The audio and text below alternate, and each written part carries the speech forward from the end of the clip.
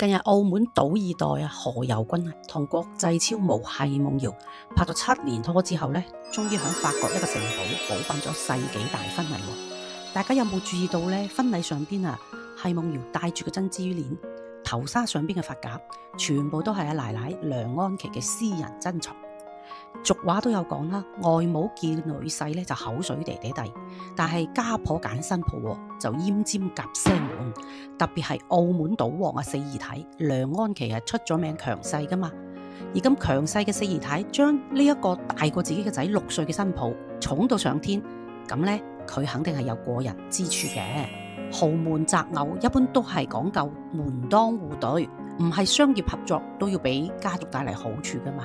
可能係四姨太咧喺佢身上睇到自己當年嘅影子。首先咧，奚夢妍咧係草根出身，係靠自己一步步係做到唯物超模。四姨太咧都係普通人出身，當年係靠同賭王陪跳舞上位，之後一樣開枝散葉，仲介入家族生意，做到有聲有色添。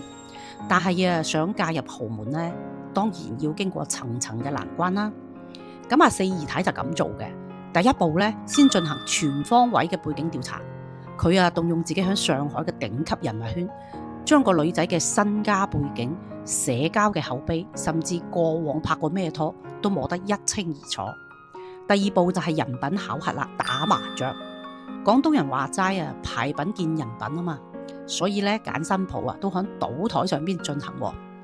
據聞奚夢瑤響牌局上邊咧輸咗唔發爛渣，贏咗又唔囂張，揸住啲爛牌咧又識變通，做大牌嘅時候咧又鬼咁低調，就係因為咁嘅心態咧，先至入到四姨太嘅法眼。事實上證明7年入邊咧，佢生咗一對兒女。咁呢個新抱低調啦，又顧家，又唔索求，又唔做作，難怪咧賭王一家都好錫佢嘅。呢度陳律師就要教落啦。大家咧，無論係揀伴侶又好，或者係揀女婿、揀新抱，都係家族財富傳承好重要嘅一環嚟嘅。揀唔好後續乜嘢嘈離婚啦、分家產啦，個個搞出個大頭佛嚟呢，咁就弊噶啦。咁各位準奶奶、準外母，咁你哋係點樣幫你嘅仔女擇偶嘅呢？有乜嘢獨門嘅絕招？歡迎響評論區分享下啦，等大家一齊去避坑啊嘛！我係專注財富傳承嘅中美跨境陳律師，專攻財產規劃同傳承保護。大家有咩疑難雜症呢？隨時私信我，可以幫你哋輕鬆富過3代噶。